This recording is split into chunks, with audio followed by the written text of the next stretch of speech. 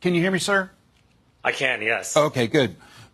So a strong supporter, of President Biden, Jim Clyburn of South Carolina, reacted to some of the fallout from these audio tapes. Let's play it and I'll get you to react.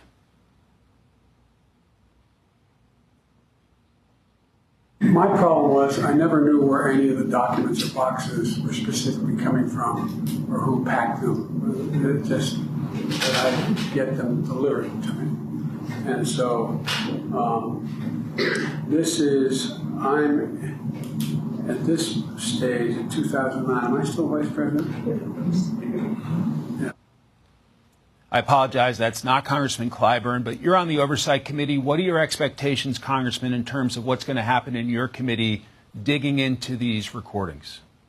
Yeah, there's been times in history where presidents were struggling with their health.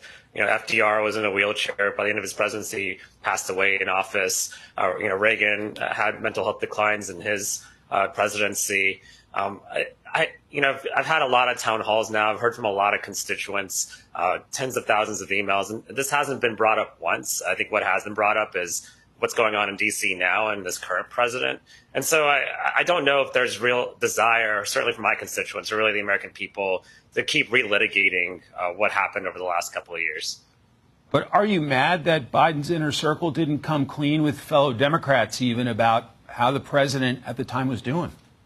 Yeah, I wasn't in Congress at the time. I'll say that, the president ultimately made a very difficult and historic decision to step down and not run for the presidency after that debate. And so, he made that decision and Kamala Harris ended up being the nominee and ended up losing ultimately. So, that's what happened then. Now we have a new president, a president that we've had before, and people are concerned about the cuts to Medicaid. They're concerned about how tariffs are going to raise costs on them, raise costs on businesses, the state of the economy. So that's what I keep hearing. I don't keep hearing anything about what happened with Joe Biden the past couple of years from my constituents in Virginia.